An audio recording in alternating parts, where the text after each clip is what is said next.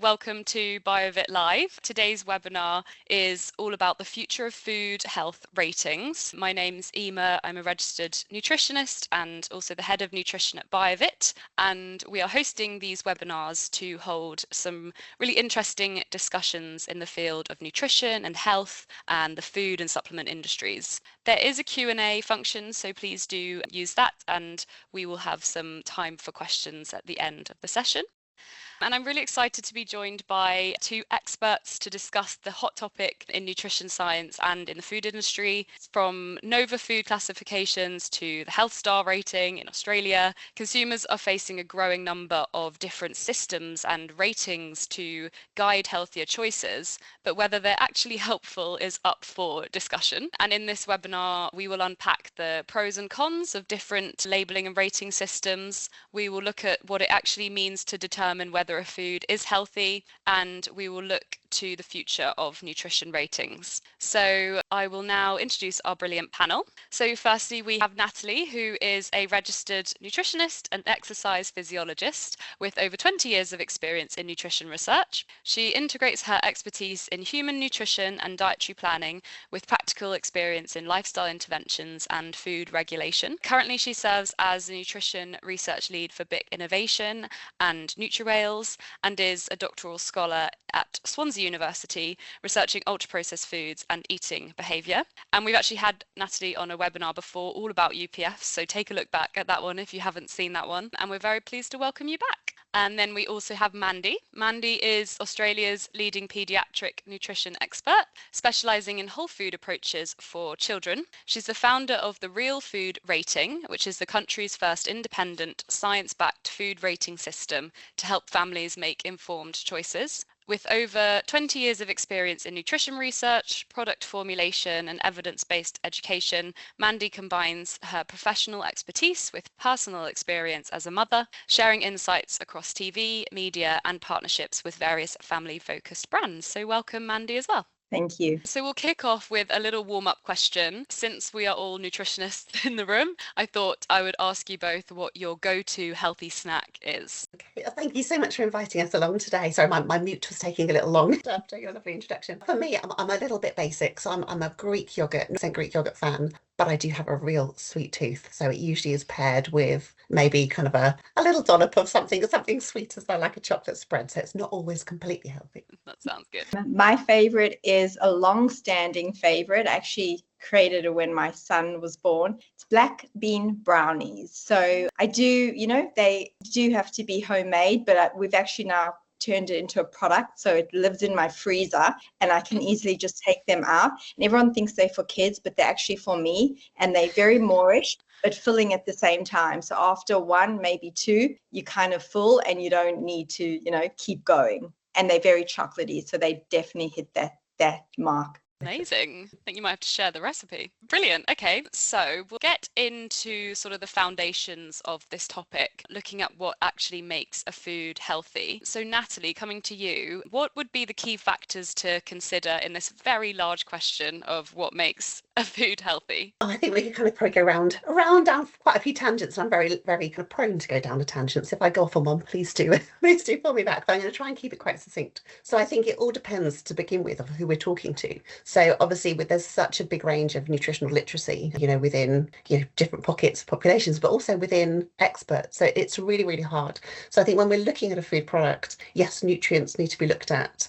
The whole kind of what does it actually make up? But I often think let's step back a little bit. What is the placement? What is this a contextual? A chocolate bar, a bit of indulgence is absolutely fine and actually fits within a balanced diet, but it's kind of understanding what is a balanced diet in the first place. So that kind of takes it back a little bit. For example, I was working with some people doing the Great North Run only last month.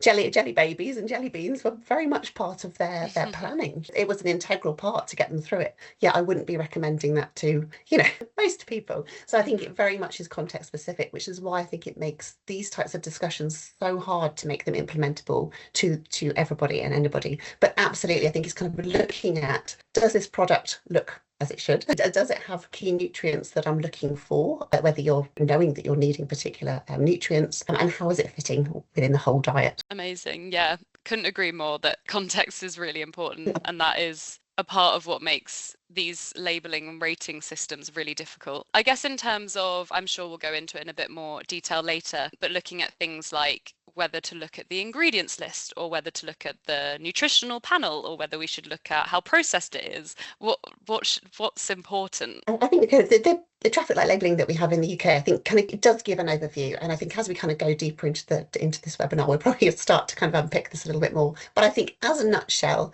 the kind of the traffic light system does help to some extent. And I think if you are really keen about understanding what you're eating, definitely flip it round, look at what the ingredients panel has.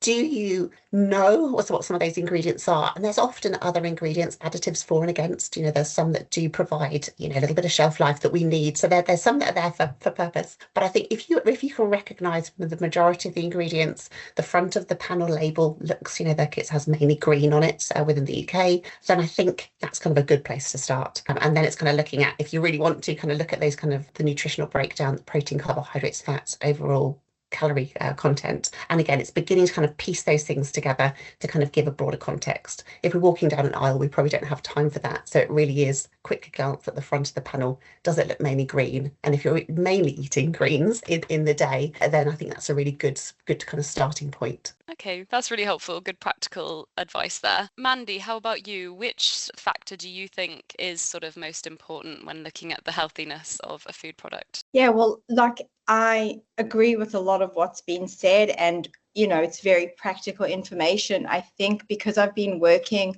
on the real food rating, I guess I look at food in a very different context, very similar to Carlos Montero. And I think somewhere in society, maybe where we've gone off the beaten track, is looking at nutrients in isolation. And I really come back to, is it as close to nature as intended? So really looking on that processing. And I think we've become too focused on single nutrients, the protein, the sugar, the sodium, and the fiber. It's very easy to game and manipulate those numbers.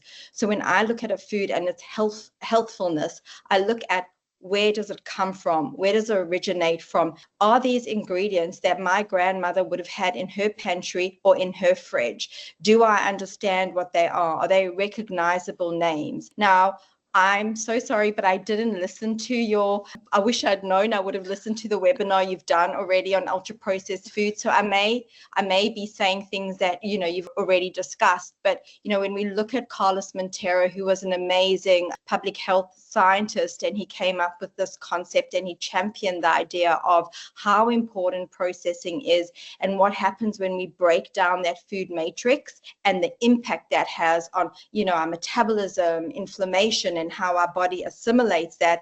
It really highlights how important that processing element is. So when I look at, is a product healthy, I would look at processing. Is it industrially engineered or is it a whole food? But that's not the full picture, because nothing's black and white. We also need to look at the additive load. As has been said, some additives have a function and a place, but there are a lot of additives out there that actually don't have a place in food. And just to lay down the foundation so you understand where I'm coming from, I'm a pediatric nutritionist. So I'm always taking a precautionary stance when looking at food, and I'm working at vulnerable population groups. So I look at that additive load. But there's a lot of whole food nutritionists, and I mean, they're amazing. Everyone has a place in this big stage, and I think all voices come together to create the movement, and this is the reason why we're speaking. But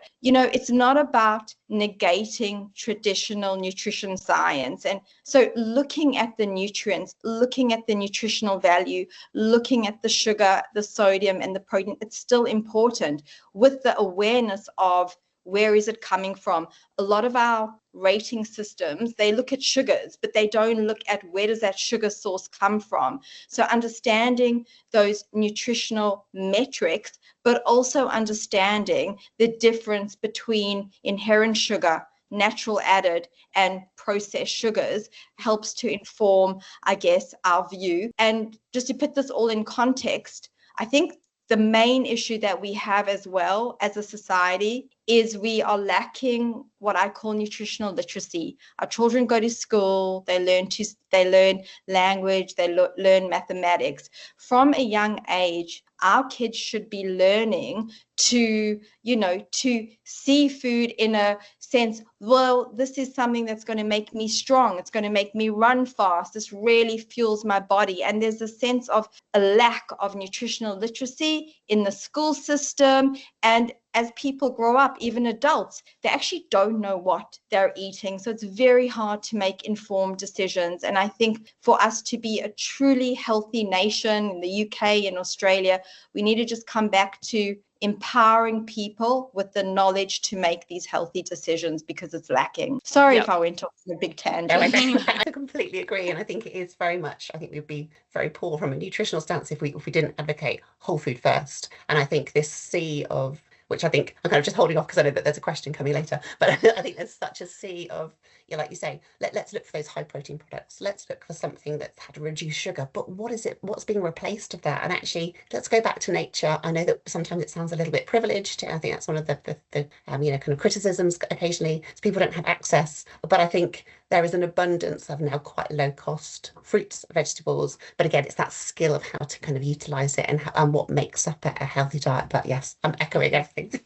Yeah, completely. And I guess there's a big gap between the education and consumers knowing what to look for and what the food ratings systems can tell them. And if they have to be simplified because people don't know enough, but then they're too simplified and they're misleading consumers. So it's a really tricky balance. Okay, so talking about consumers, let's dive a bit deeper. I know, Natalie, you've got a lot of experience looking at consumer perspectives of these sorts of systems and seeing how they actually manage them. Could you give us some insight into that and whether consumers are actually finding them helpful? Yeah, absolutely. So just to kind of get a little bit of context, just kind of step back slightly, is that we've been looking particularly at consumer perception of things like ultra-processed foods, because obviously, again, completely echoing, I think the work that Carlos Montero did was phenomenal. I think it's come up with a lot of criticism because the ultra-processed food goes all the way from, again, something extremely highly processed to tinned baked beans, which are part of our, within the UK, are part of our guidelines. So I think to have that blanket claim is very, very tricky. So we started off looking at, I think it's the 2023, kind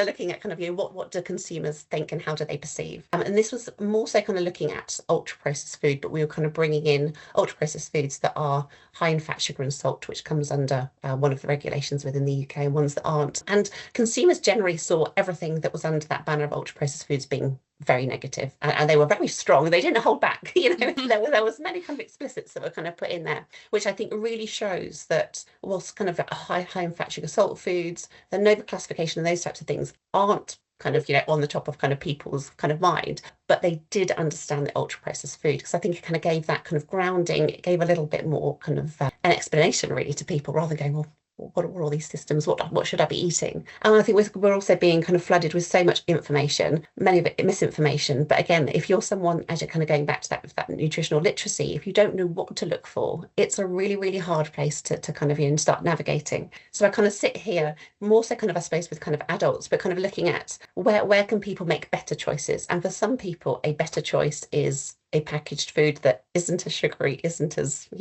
calorie laden, or doesn't have so many additives, just looking for a better than option. But again, for most people, it would be kind of going back to that whole food type of thing. So I think people actually do understand more than sometimes what we believe. We always have a little bit of bias, because I guess we're putting out surveys and interviewing people, and naturally the people that are interested want to take part in these. So we are trying to really penetrate different consumer groups that maybe aren't at the forefront of nutrition or aren't kind of that interested. And there needs to be so much more. This is one thing, particularly from our research and future research, is I really want to get to those communities that are perhaps not as food literate, but they're not represented within research. So I do feel that our research, whilst I find it really fascinating, it isn't really getting to the nitty-gritty sometimes of those people that are particularly influenced by it. Yeah, that's really interesting. I think it would be really helpful to get to those groups as well. And I think there's a huge appetite there for it, and this Mm, is one thing we do see across all demographics and also socioeconomic kind of status, is that people really want to know. Oh, and I've gone into schools, and again, slight tangent, but when I've gone to schools and spoken to the children, they've heard of ultra processed food. They've yeah. heard of high in fat, sugar, and salt, not necessarily as a regulation, but they're aware. So there's something somewhere that is not translating into that food choice. People do seem to know, but I think education is where we go, and then we can start building these classifications, and then they make much more sense, because on their own, and again, I know there's a question coming later, but on their own, they're not particularly useful as part of a set of information and kind of a little bit of a kind of, an encyclopedia where people kind of go, actually, let's weigh this up and weigh this up with something else. Then actually it begins to make more sense. But trying to get that simple, effective is a really, really hard job. Yeah. And so, Mandy, from your experience with families and children, as we've sort of touched on, what are their challenges when they're trying to assess the healthiness of food? Well, it's interesting. I've had a little bit of a different experience. I've been Australia's first chief nutrition officer in the childcare sector. I've worked with thousands or tens of thousands of families from different socioeconomic backgrounds, but also diverse cultural backgrounds. So I've been I created one of the first holistic digital nutrition programs here. At the same time, I'm also very active on social media, and I've got a very beautiful, engaged community that fuels me every single day to keep going. And I would say that this community would be seen as more nutritionally literate, especially my followers that have been with me, for over close to a decade. But what still comes up in both groups time and time again is this absolute shock and horror when I expose what's in their everyday staples. So the context of people understand discretionary foods. Most families would understand that lollies and chocolates and cake and biscuits are discretionary foods. They're ultra processed, they're sometimes foods, but they still choose to enjoy them, and it's different for every family. But where I found a lot of the misinformation, a lot of the misleading marketing really takes hold and shocks families is when we expose what's in their yogurt, what's in their children's muesli, what's in their children's crackers. Now, most of our families in Australia's everyday staples are becoming more and more engineered, and they fit into that category of ultra processed foods. And I guess this is what sparks the fury in me. And this is where I feel like it's very hard to educate consumers when there is so much room for gaming these rating systems, and there's so much misleading information and marketing, and ultra processed foods are being dressed up as sports bars, protein drinks, and the kind of foods that we should be introducing to our toddlers. So I do believe there's a big lack of awareness in terms of choosing nutritionally sound products, which is why there has been this huge surge in people on social media, some with expert credentials, some just really well-meaning, I guess, parents or teachers or nurses who are trying to educate, but people are hungry for the truth and the knowledge. And this is where I think it should be part of our government's duty when we've got such epidemics and we understand the impact of ultra processed foods. And I would love to come back to you, Natalie, on how we look at the Nova scale and the flaws, and absolutely a huge need to look at functional positive processed foods versus those horrible ultra processed foods. And that's part of the education that's lacking. But I do believe that that families are struggling more and more. They can't keep up with the pace that these commercial food products are being engineered. And I mean, I'm sure like at BIOVIT, you're across all the technology and you're trying to, use technology and go in the right direction. But there's a lot of food manufacturers that, they are using this incredible technology we have at our disposal, and nutrition science can't keep up. So if nutrition science, nutritionists, I mean, there's heavy debates within our expert circles. Yeah. How do members of the public truly understand what is beneficial? And I think it's just very easy to be misled. Mm-hmm. Yeah, and I think with even beyond the actual processing and how the product is made, the marketing is so confusing and so misleading. And I mean, BioVit, we're always scanning and looking out for things that are claiming to be whole foods and all natural. And it's honestly, we see so many every week that are misleading their consumers, and it's just really difficult. Yeah. So there are a few newer rating systems, and as we've mentioned, you've founded the Real Food Rating.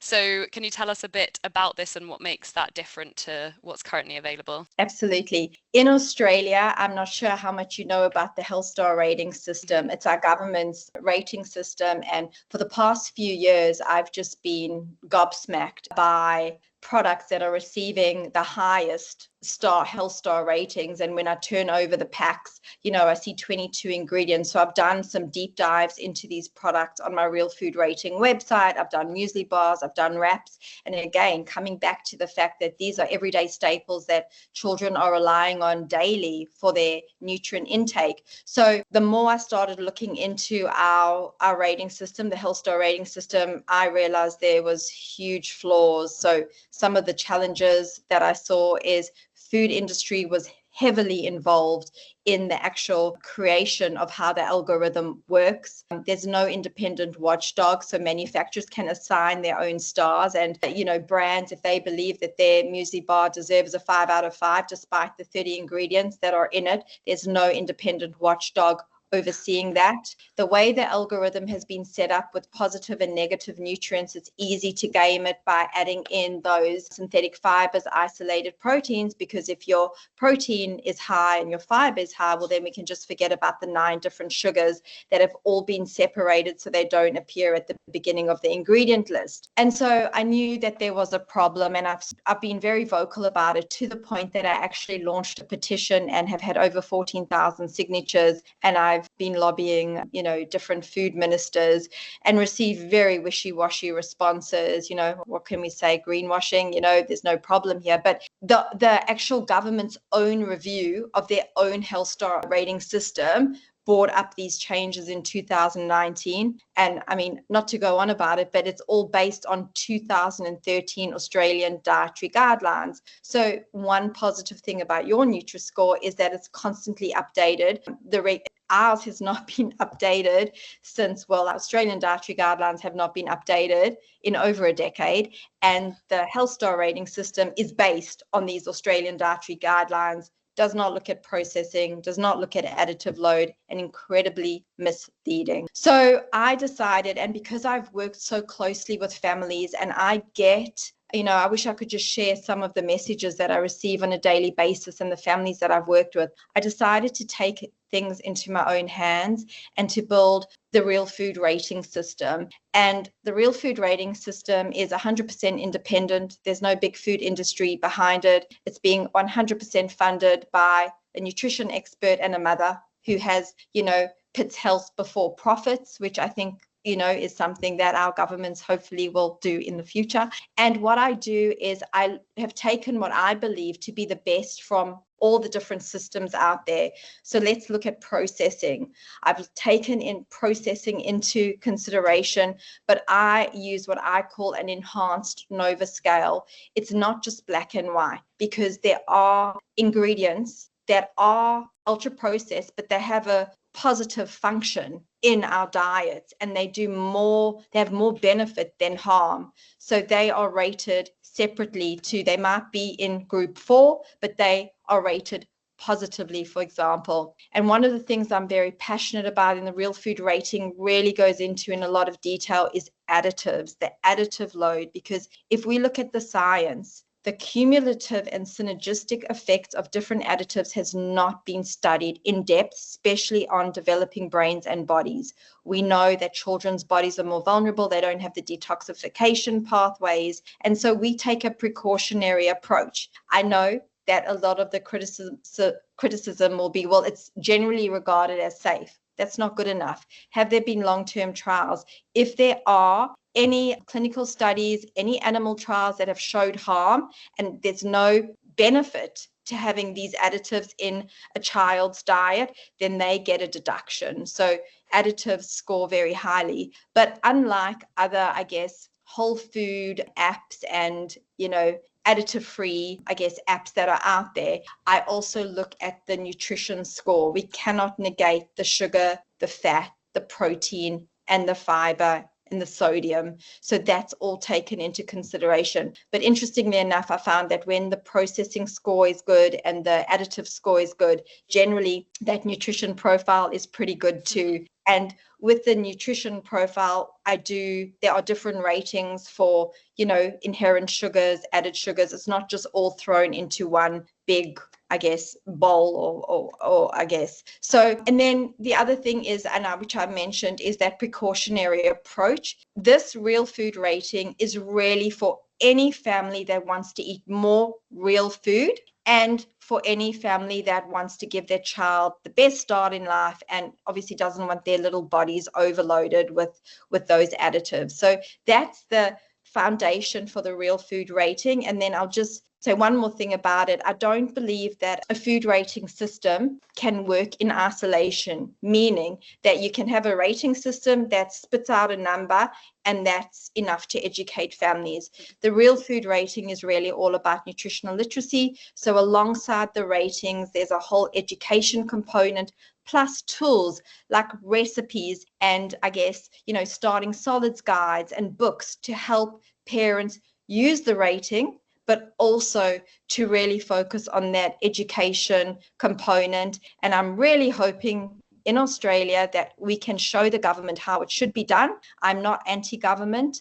I'm not anti-traditional nutrition science, but I am hoping that this is maybe a bit of a kick in the backside to say, come on, we can do better and Australians deserve better. And then who knows, maybe, we can work together in the UK, the US, sky's the limit. That's amazing. And it sounds like a huge piece of work that you have carried out. And I'm so excited to see the impact that it has, and I would love to see it come over to the UK and for us to embrace that and look at sort of all the intricacies. No, thank you. And I would love to speak to Natalie a bit more about, research behind it. And this is where I think none of us are working in isolation. I'm so excited to be able to present a real world think tank, but then I would love to get people like yourself, behind it. Let's do that, the research so that we can, kind of get the figures, get the stats and really understand how this is changing behavior and impacting real life people. Excellent. Honestly, I'd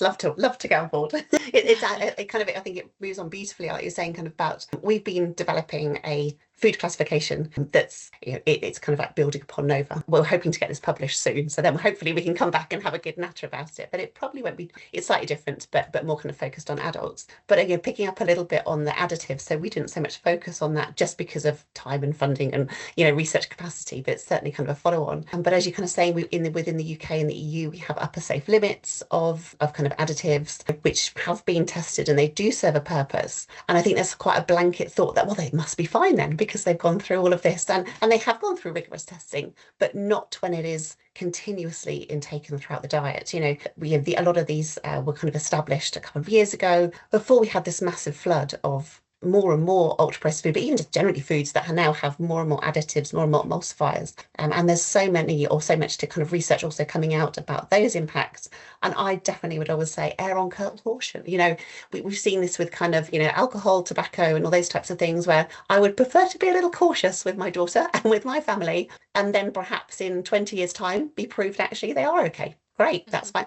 But I don't want to get into 20 years' time and then for them actually to go, these were hugely detrimental to our lives, especially when we can begin to navigate them. So honestly, I would love to carry on the conversation. It sounds incredible. No, thank you. And I think you've absolutely just, totally nailed the message. It's that whole precautionary. Why should we take a gamble with the things that are most precious to us? And exactly like you said, if in 20 years' time, things are proven to be absolutely safe and we've done the synergistic, the cumulative effect, the long-term studies on our children, then I'll be the first one there clapping and saying, great. But until then, absolutely being cautious and really understanding that our kids don't need to go through the day just ingesting chemical after chemical after chemical. Yeah, I think that's really powerful. And I think a lot of people who watch this will really relate to those messages. And one thing you mentioned, how you're not just supplying the rating, but also supplying educational material. And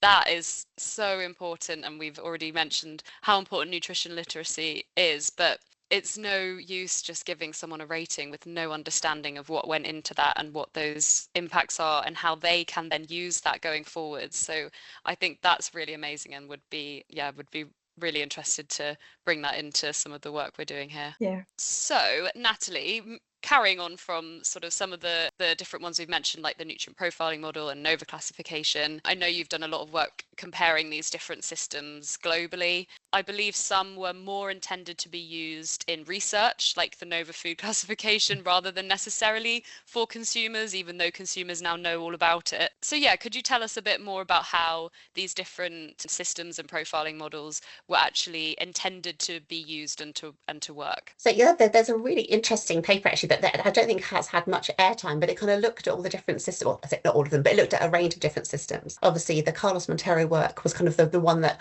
I suppose made the most noise, and that's why we've adopted it and been adopted by so many different countries now. Been really kind of generated a lot of interest. It's also generated a lot of debate and controversy, but it's like anything, anything that kind of gets people talking has got to be positive. But actually, there's about 6 other ones which were looked all the way through kind of the globally, particularly kind of Americas, European, and within the kind of African nations as well. They're not too dissimilar. So most of them kind of come up with 4 different groups, looking at kind of all the way from unprocessed to ultra processed or highly processed. So kind of, the ultra word was slightly different, but it was very much recognized. And kind of as much as some people do begin to question the system because it can be quite simplistic, I think it gives a really good grounding. So, kind of allows people to really think, actually, where does this food sit? If you know that food sits within, the ultra processed food banner or the highly processed food banner or the industrially food process, then I think then you can kind of really think about it. Is it a treat? Great, crack on. Yeah, that's fine. Is it one of those things that you occasionally have and you can really indulge yourself in? Fine.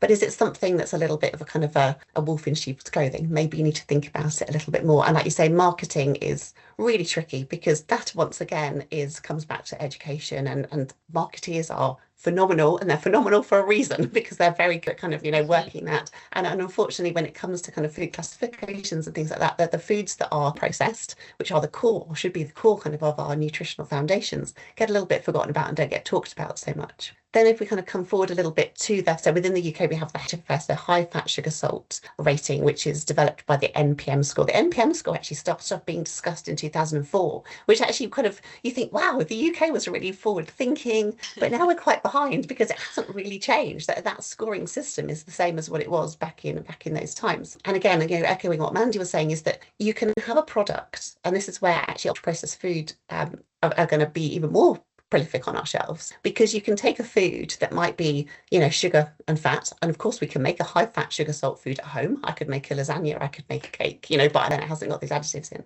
But I could go and take a food that is high in fat, sugar and salt. I could manipulate some of those ingredients. So I take out the sugar and I put in a polyol alcohol sugar. I can boost the protein a little bit more, and obviously protein comes in various different forms, various different qualities, and then all of a sudden my score becomes better. So in a nutshell, the nutrient profiling model scores the foods on what they call positive nutrients and negative nutrients, and it's kind of a trade-off between the two. But you can quickly navigate that by just boosting a high level of protein without, and it still isn't a good food.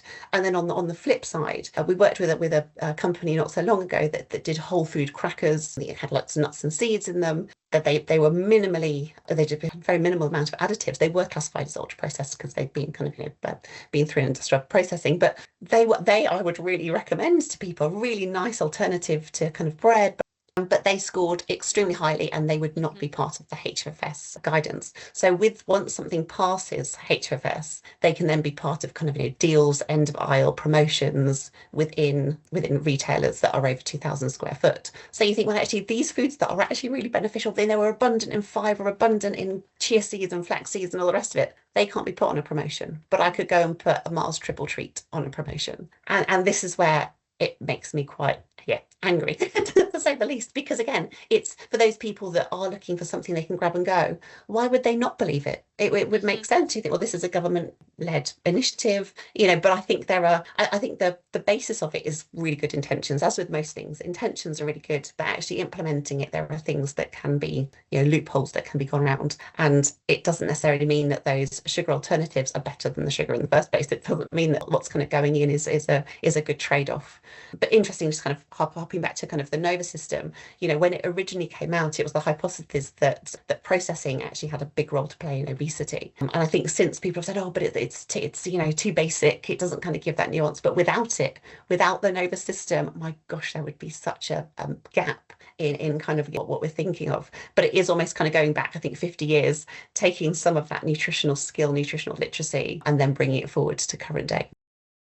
Yeah, that was brilliant. That was so interesting and so helpful. And it's scary to think that there's so many products out there being framed as a healthier alternative and not actually being that. Those that are a healthier alternative are being sort of covered up by the legislation. Within the classification that we're formulating, and I'm trying to hold back not to kind of talk too much about it because I've been working on it for a few years, so very passionate about it. It is more kind of adult kind of angled. So actually it's really interesting, Mandy, that it's kind of we're coming from different sides. But the majority of ultra processed foods that were being consumed, so as much as people going, oh, but not all ultra processed foods are bad, and I also say that myself, I'm very much backing that there are ultra processed foods that do have a place within adult guidelines. However, they should only be there, if they're needed. They're there to displace. If someone is eating an 80% ultra processed food diet, we can nudge them to have a 50%. Fantastic. So I think they can be good when the right ones, if that makes sense. But it's finding those right ones, communicating that, and kind of making it much more simple. So yeah, that there's so many kind of different areas that really need to be considered.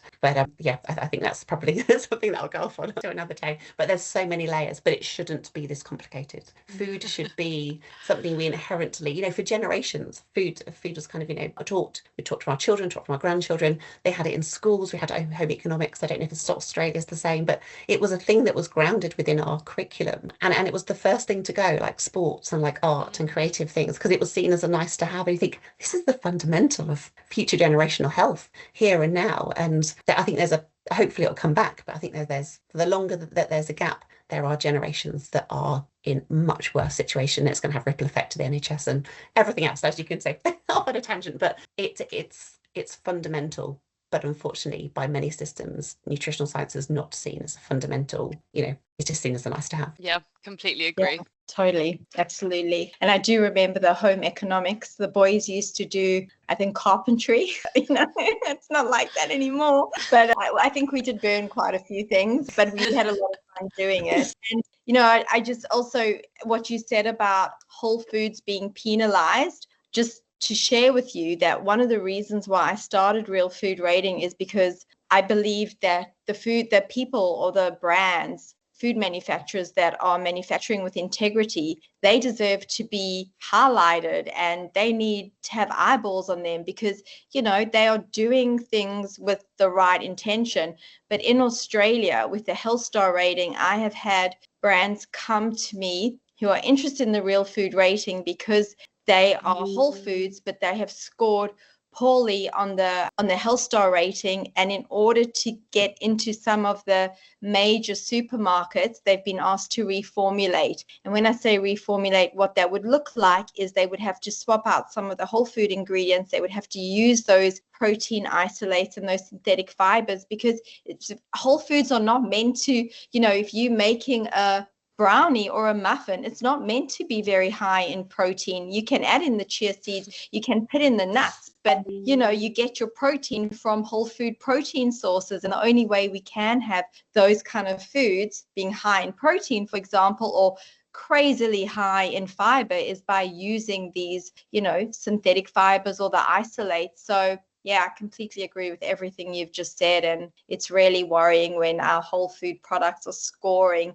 low and being forced to reformulate to get high ratings. Yeah, I find that really worrying. And I kind of I sound like I'm flip-flopping between different areas. But, I also work with brands that do, sell high protein goods, and they also kind of, they'll sell isolates and they'll sell various different kind of things, not necessarily within the supermarket space. But again, it comes back to education and this purpose and place, and never would there be, the recommendation to ground your, supplements are nice to supplement. They do exactly as they say. They are to supplement your diet. We need to make sure that the grounding is very much those whole foods. And then if someone does want a product because they're on the go, and we live in busy lives, we're expected to do it all, and that's a really, really tricky situation. So on those odd days when you're like, actually, I need to do something that's grab and go, what is the best option? And it might well be a protein isolate powder of some variety and something, but what is the best option? So I think and also there's a big sea of those, which again we could unpick for another day, but I think it's about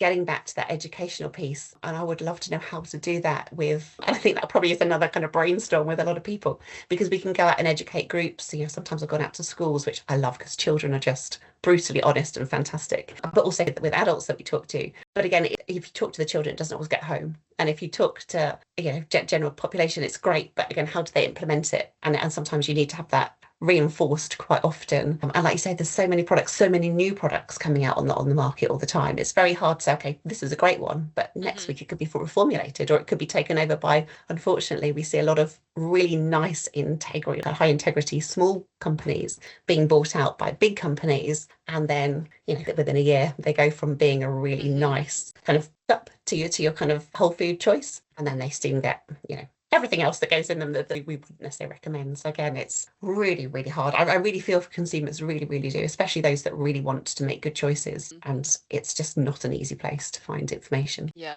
And the burden on consumers to then feeling bad for when they do need to have that convenience bar. Like, that's not bad. Like we've said, context is so important. And because of the new headline every week on something else giving you cancer and something else causing obesity, like, of course, consumers are worried and stressed about it. It's a really difficult environment. I think I'm just kind of going back to the HFFS, and that they're not all foods are in scope for the HFFS. So if something isn't packaged, it doesn't have to comply. So you think, well, okay, well, you think fair enough. If you've got a really lovely artisan baker, and I know artisan bread is very expensive. Again, you could argue that you can eat far less of it because it's so heavy and dense. But but equally it's access. But equally, if you're not packaging it, or a lot of supermarkets that make things on site, there's many loopholes that can be kind of got through as well. So again, just because something looks fresh and wonderful, again, it isn't always. So it's a really tricky, the amount of times that I've kind of gone, oh, this looks great, and I'm supposed to be educated in this area and find it tricky to navigate. For sure. Okay, so jumping now to how we move forward, and I mean, we have talked a bit about this already, obviously, with these new research that you're doing, Natalie, and the real food rating. But how do you guys think that food labeling systems should be designed and implemented? And then also, how can industry take more responsibility for the health of its products and communicating that? Let's go first. Mandy, you start. So, it's an interesting question, because obviously, as a founder of an independent real food rating, I'm asked a lot about, well, do you think that, health rating systems should be government led? And the truth is, I do. I think the government has a huge responsibility. And if, they could come out with a food rating system that is based on the latest science, is free from food industry manipulation or involvement, I guess I should say. So it's independent, has an independent watchdog made up of public health scientists, researchers, dietitians, nutritionists, people who've really got the right expertise and the right motivation. So not funded at all by any big brands or, as I said, food industry. I do think we have a global health crisis epidemic. I've spoken a lot in Australian media about this is the tobacco moment.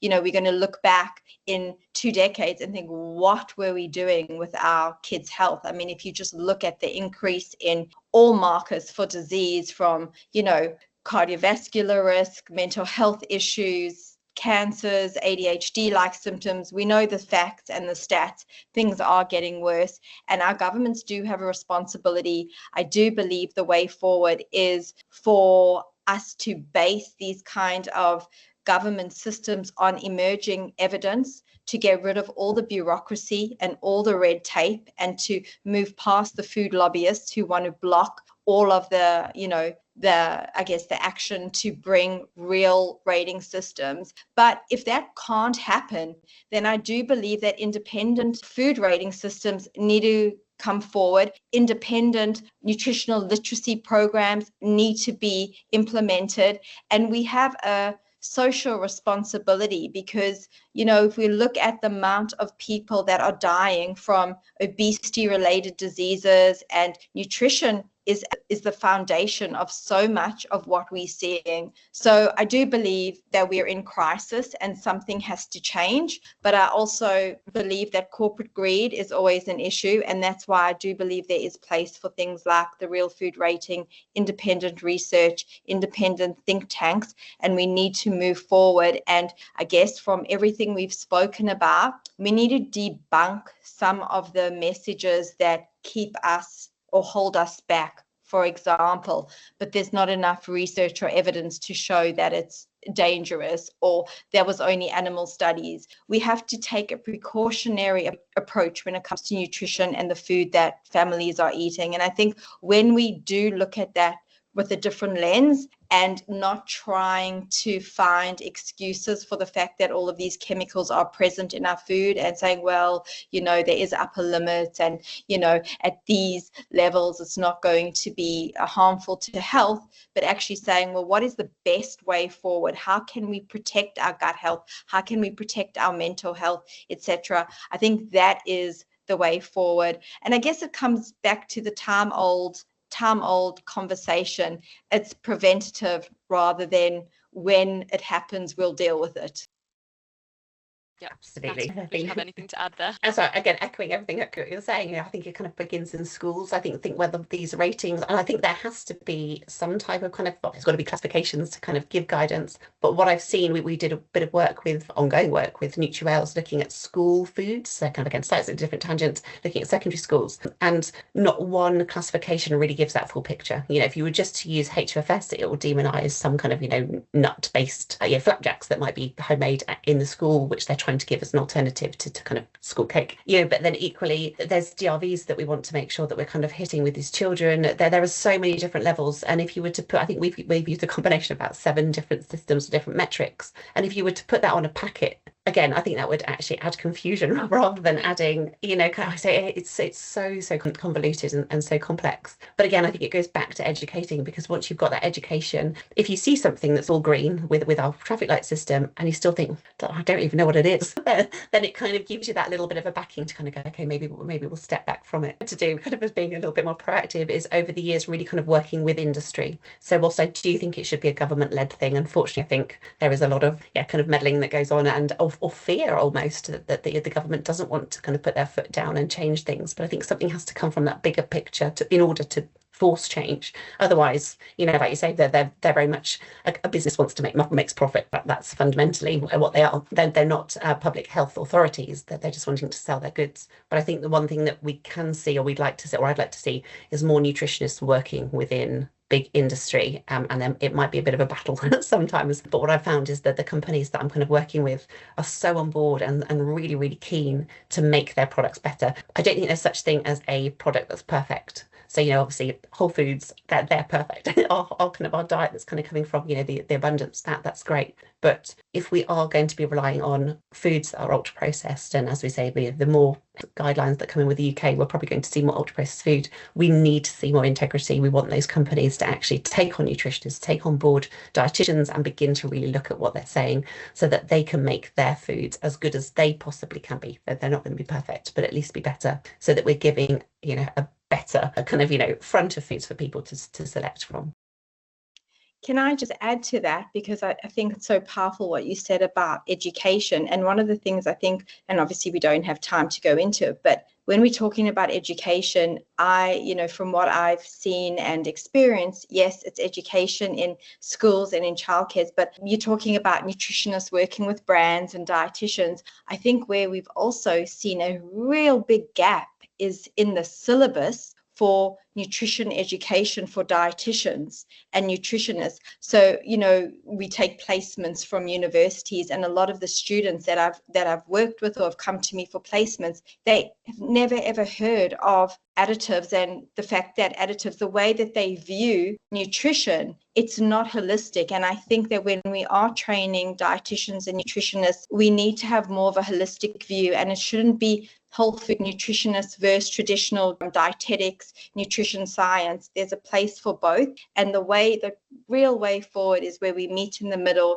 and we take all perspectives into account and we get rid of the fear. And I know it can be hard when you're a dietitian and you're working for a big company, a multinational company, but we need to take that integrity. And sometimes I wonder in a boardroom when they're coming up with a new product, does anyone really know the impact of the ingredients? Oh, this is a great idea. Let's bring out a new kiddies muesli bar and we're going to, make it hyper palatable and the texture. But does anyone in that room really understand the impact of those ingredients or those additives on human health? So I think education is key, and our universities need to broaden their syllabuses. Absolutely. I think that every kind of ingredient that's in something should have a justification of why. Like, for some products where, potentially something that kind of keeps it a bit more stable for longer, shout it out, and I think for those companies that know that that's in there for purpose, will say, well, yeah, we've got it here so that actually you have the nutrients delivered. Great.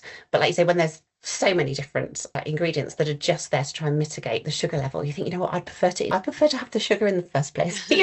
Our bodies are very good at kind of working with glucose, so it's kind of working with there. One thing I think that again might be of interest is that we hear a lot about how successful within the UK HFS regulation has been. I'm not sure that I echo that at all, but it's something that kind of is very strongly kind of coming across. But what we're seeing actually through the NDNS, so within the UK, we have the National Diet and Nutrition Survey, that actually nutrient intake, nutrient sufficiency is dropping. So there is certainly something that is not marrying up there. We might be taking sugar away from the foods on offer, but it's not making healthier populations. And I think that's one thing that really kind of misses and doesn't hit. And you can shout about it what you like, but actually that HFS guideline is not positively impacting nutritional status across the UK, and particularly within females, particularly within children, and particularly within key nutrients, which is really sad.